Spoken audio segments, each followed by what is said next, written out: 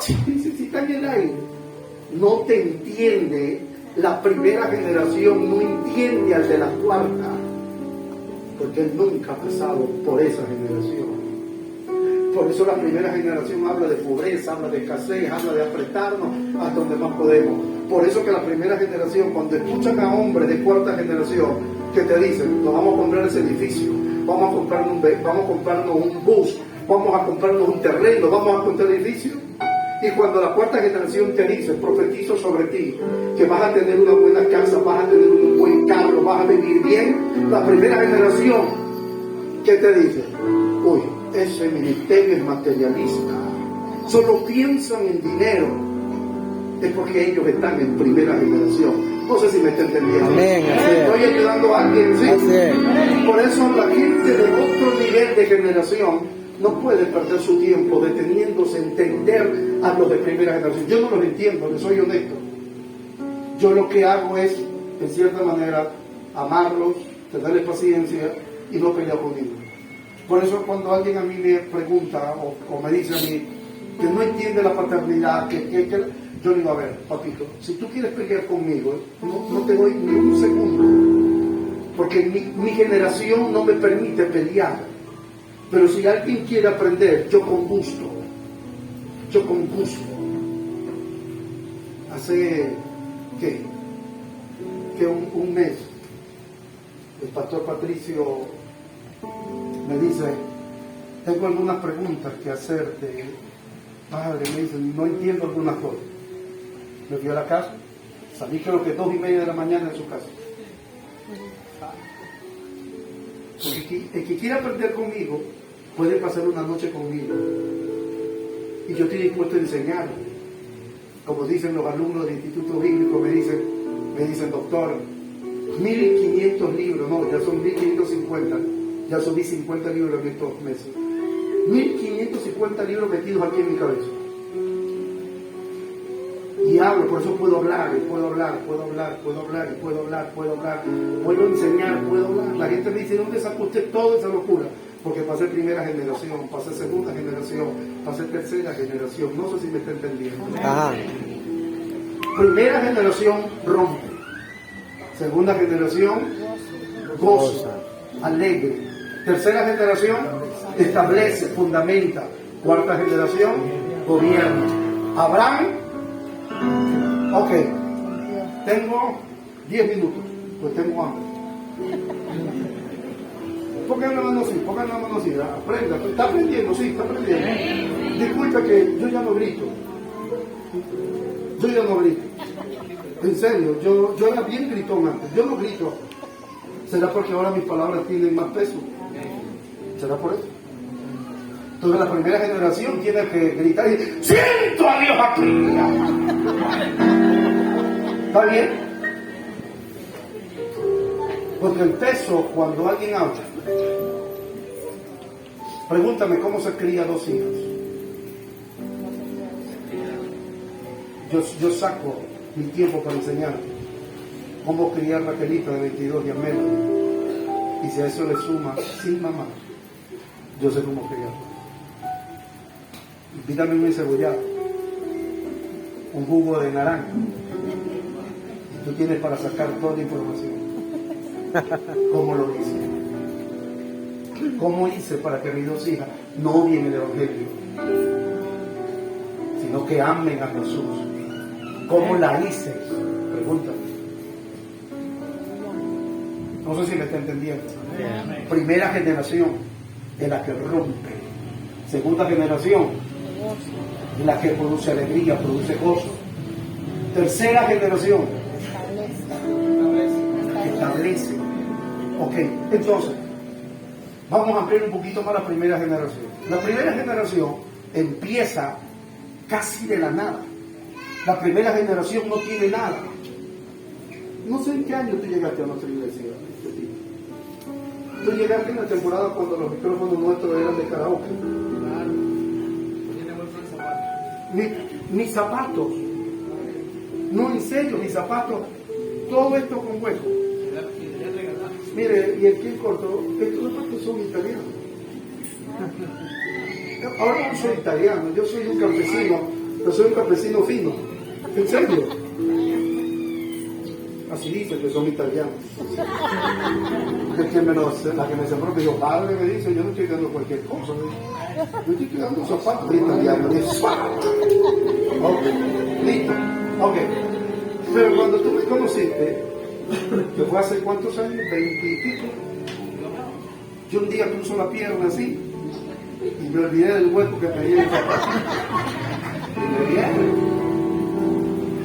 El primer teclado que tuve en la iglesia, el primer teclado, primera generación, era uno de juguete. Un Casio de juguete. ¿Tú te lo llevaste, pues? Claro, porque la segunda generación disfruta. Desde la primera generación fue eso, un teclado Casio que era casi de juguete. El micrófono valía $1 y en ese tiempo KFC, si le comprabas la promoción, te daba un micrófono de karaoke. Y yo tuve los micrófonos de karaoke. Unas cajas de tablas, ¿te acuerdas? Tablas que se hizo la caja con unos parlantes, Padre Santo. Feo esos sonidos. Esa es primera generación. Hoy el teclado que usa nuestra iglesia, ¿cuánto vale? El micrófono que yo utilizo vale como $3,500. ¿Tú quieres empezar donde yo estoy? No vas a poder. Por eso la frustración de mucha gente. La gente me mira y me dice, padre, usted vive bien. Usted vive bien, hoy usted económicamente está bien. Pero que yo no soy primera generación. Llevo diezmando más de 30 años.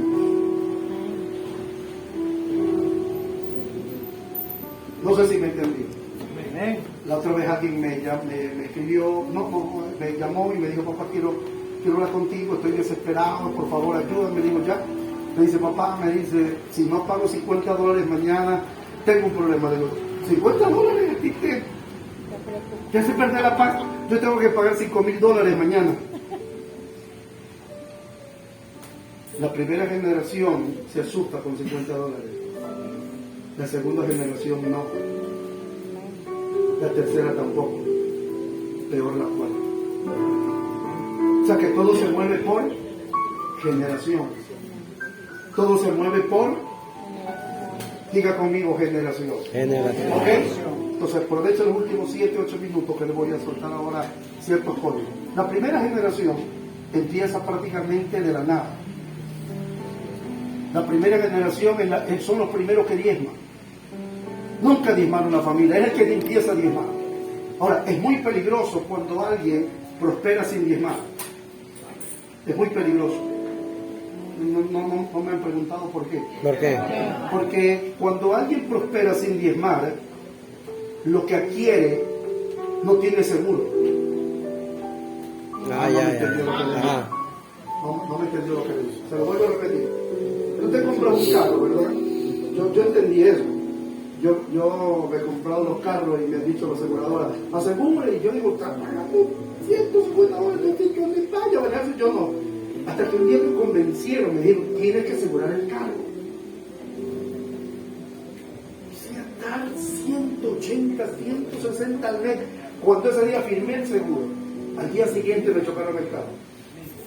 Permiso, me chocaron el carro. Y yo, como había recibido la información, ya te imaginas lo que yo hice, no disculpe que sea así tan transparente como usted. Cuando choqué el carro, le dije al que me chocó, no te preocupes, mi aseguradora paga.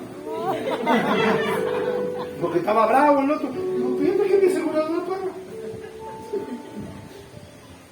Digo, sí, choqué el carro. ¿Puede venir? Sí, yo le pago el taxi. Llegó en ese tiempo Jaime, al Pluma.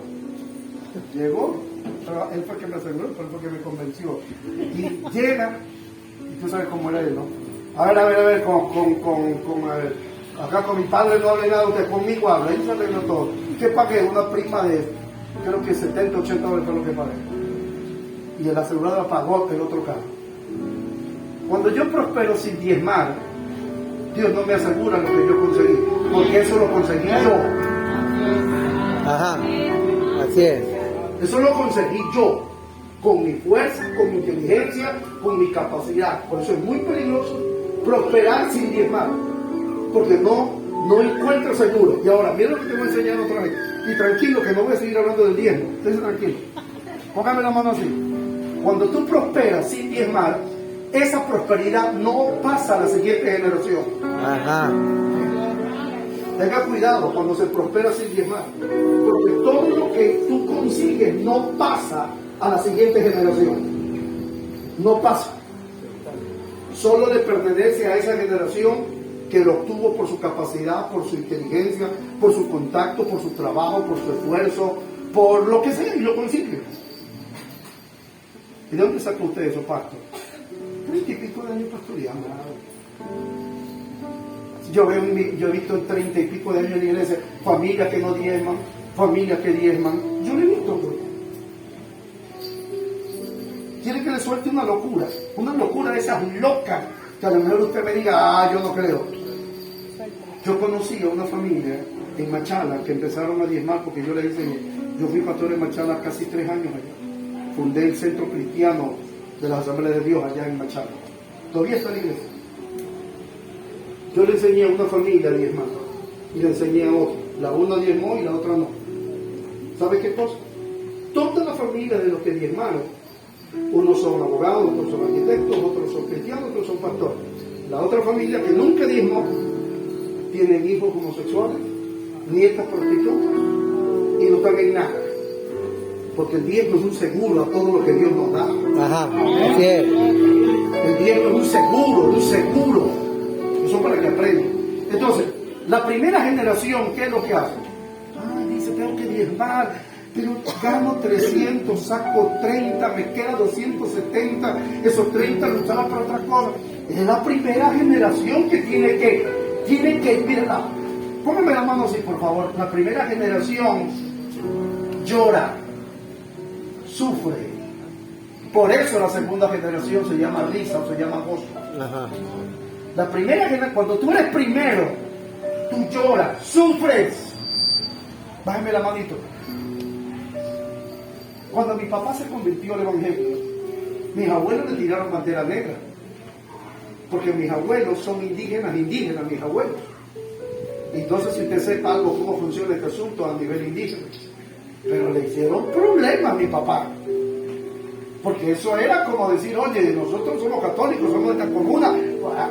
Mi papá la sufrió.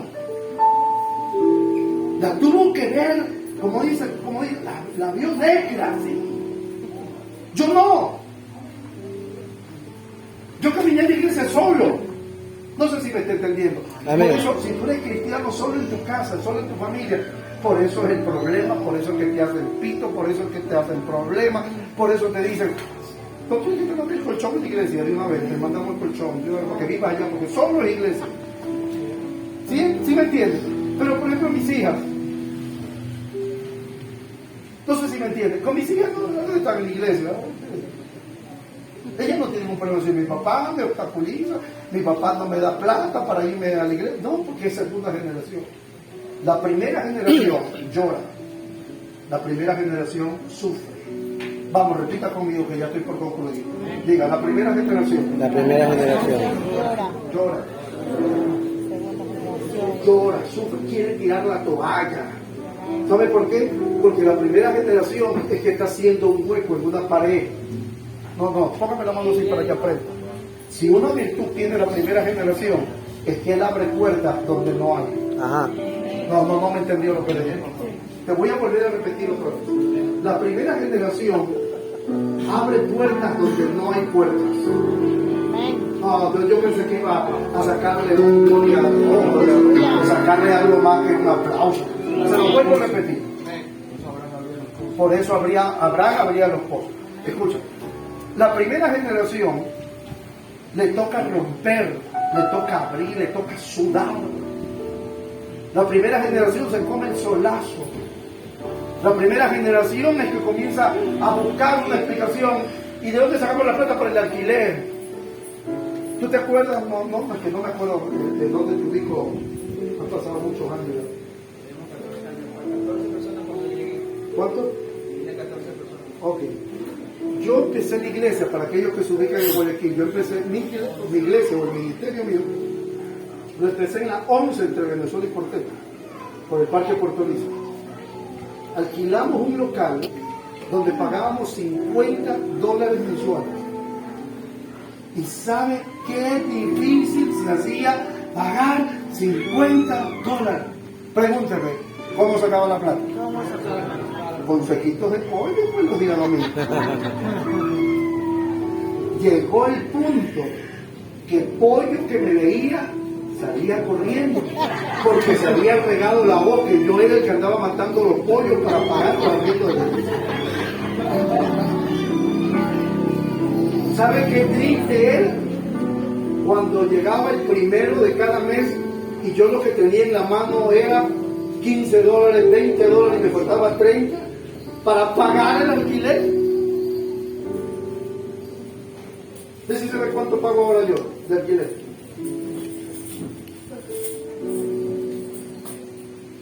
No, porque la primera generación sufre, la primera generación llora, la primera generación quiere tirar a la toalla a todos, la primera generación hace vigilias, se desvela, la primera generación casi vive como una vida frustrada, tanto en la vida espiritual como en la parte ministerial. A mí me tocó bregar. Casi todas las iglesias del ministerio yo las abrí, casi todas yo las abrí. A mí me tocó sudar, a mí me tocó creer, a mí me tocó todo. ¿Por qué? Porque yo soy la primera generación. Y ahora los hijos que se levantan, ya, como yo le digo a Leo en Colombia, usted tiene que ir a Colombia para que vean lo que Leo ha conseguido allá en Colombia. Ya tiene el terreno por la iglesia, Leo. Ya consiguió un terreno enorme que se consiguió. Creo que son como 10 cuadras el terreno de él. Y sabe, viene y no digo que él me cachetea, no. Me siento cacheteado cuando me dice, padre, así como el habla. Déjenme ver cómo habla. Padre, coge. Listo pues, padre. Venga para que nos bendiga el terrenito que tenemos. Digo, vamos. Dice, ya está pago el local, el terreno. Ahora estamos creyendo para construir 2 pisos. Y yo llego, a ver, vamos a ver el terrenito. Y yo, ¿y cómo conseguiste eso? Porque tú la primera vez que viniste, pues soltaste la palabra. Y yo la recibí. Ven para que suelte la otra palabra, para que se construya.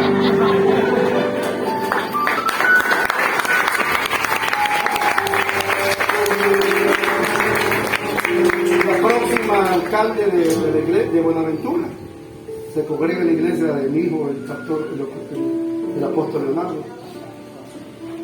Hoy tiene gente empresaria en su iglesia.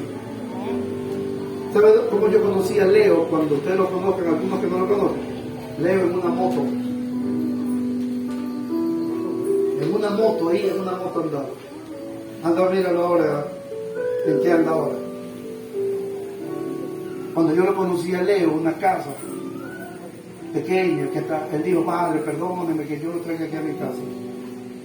Hoy yo tengo que pedir disculpas para entrar a su casa. Aquellos que ya conocen su casa, él tiene casi una mansión en su casa. Primera generación es la que sufre, la que llora. Póngame la mano así, por favor. Mire cómo me retiro prácticamente.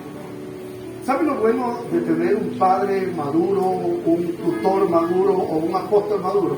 ¿Sabe cuál es? Que la prosperidad de mis hijos a mí no me causa envidia. Para nada, en serio. Cuando veo un hijo mío prosperar, sea pastor o de la iglesia, a mí yo no digo, ¿y por qué si él no se lo merece? ¿Sabe qué? Yo soy de las palabras del apóstol Pablo cuando dijo, mis hijos son mi corona. Amén. Mis hijos son mi corona.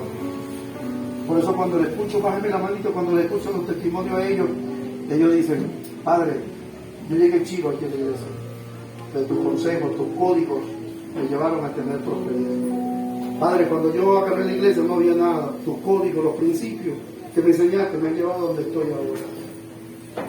¿Por qué? Porque la cuarta generación entiende a la primera, entiende a la segunda y entiende a la tercera. La primera generación, cuando no tiene plata para pagar un alquiler, siente que Dios no lo llamó a ser pastor.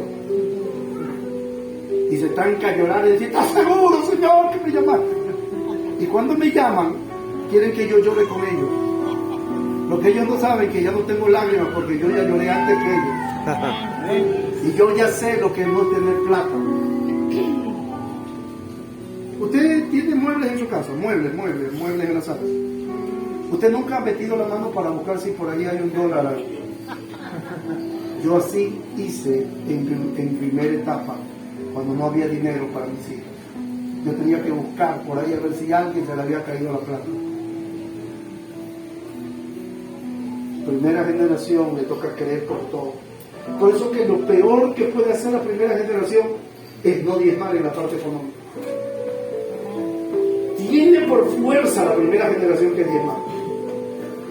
Porque la primera generación nos toca sufrir, nos toca llorar. La primera generación. La segunda generación, Isaac. Esa era ¿por qué es alegría? Por lo que Pablo dijo, lo que con lágrimas sembraron, con regocijo cosecharán. Así es. Ya la segunda generación, ya ellos avanzan, corren. ¿Sí me entienden? Escuela fiscal, el colegio fiscal, mis hijas, colegio particular. Yo caminando como 20 cuadras para llegar a la escuela, ellas expreso, en la puerta. Segunda generación, y nunca se sienta mal por vivir segunda generación, porque si tuvo el valor para vivir en primera generación, disfrute también cuando usted esté en su segunda generación. ¿Me entiende?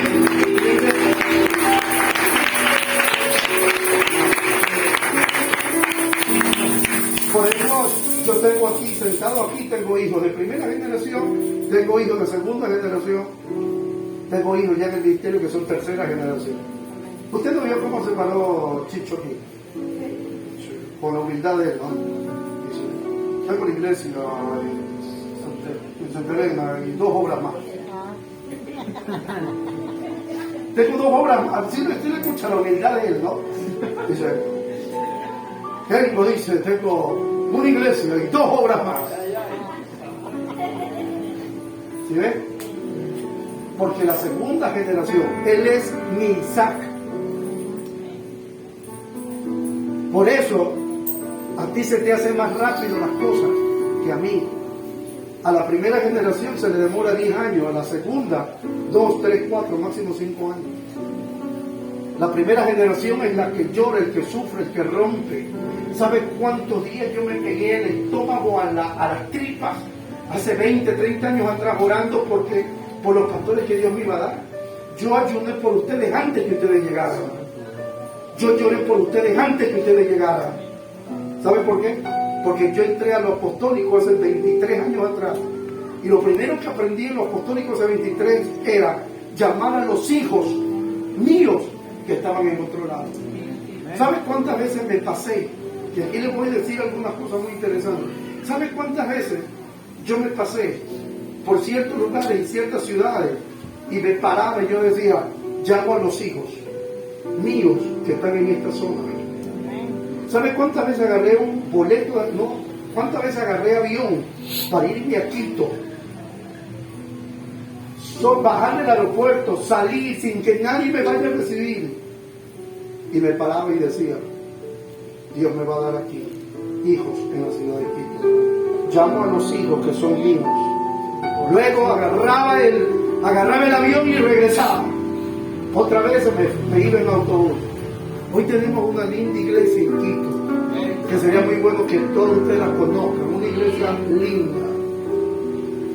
Saúl, cuando tú le escuchas a Saúl, creo que algunos de aquí lo conocen, la iglesia de Saúl. Tiene una iglesia de 2 pisos y dice, padre, esto está muy chiquito para que tú vengas a predicar aquí, papá. Ya vamos a comprar el terreno grandote que está acá abajo. Y habla tan fácil, dice, papá, 3 cultos llenos tengo los días domingos. Yo no quiero que tú vengas a explicar 3 días, quiero que vengas a explicar solo una sola vez, no 3 veces. Tengo el lujo de tener 3 cultos llenos los domingos. Mi segunda generación.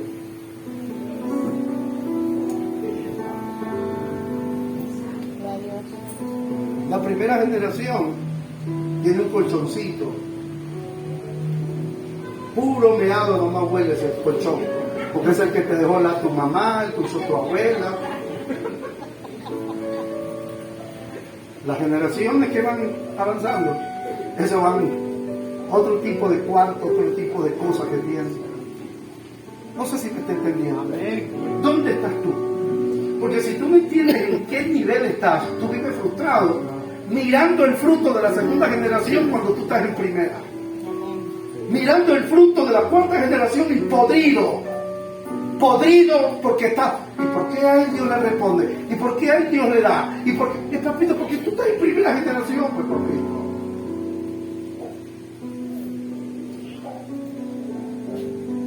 ¿Sabe usted lo que es? Usted me va a decir a mí que yo no sé lo que es predicarle a 3 personas, a 4 personas. Yo sé lo que es predicar, tener el culto 3 personas, 4 personas. ¿Saben cuál es la diferencia? Que en todas predico con la misma pasión. Por 3, yo no digo, que vinieron un poquito, entonces voy a rebajar el nivel de palabra. No, papito, chico. Si aquí tuviera solamente el pastor Tico y la mujer, yo a los 2 le predico. Por eso a veces me dicen los pastores, dicen, una iglesia pequeña. ¿Sabes lo que me están diciendo? Usted que tiene una iglesia grande, papito, yo pasé por donde tú pasaste.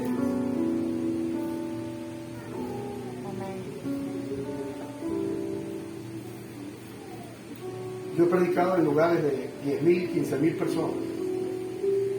Por eso que yo no me emociono ya por esas cosas. Mientras usted está desesperado por predicar por lo grande, yo ya estuve ahí. Por eso que la cuarta generación o tercera generación entiende a la primera, entiende a la segunda.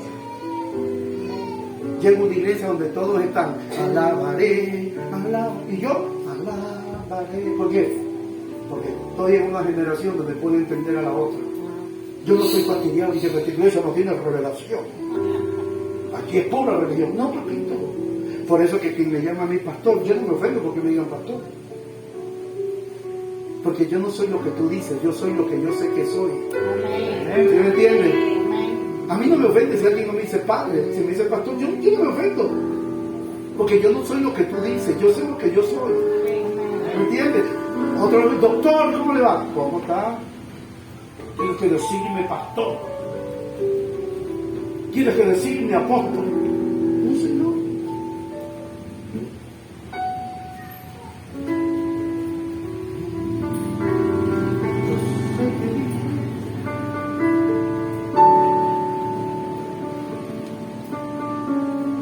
La fe que ha visto, póngase de pie por favor para que agüite por ahí. Gracias. Ahora llego a la iglesia, me preguntan qué quiero comer.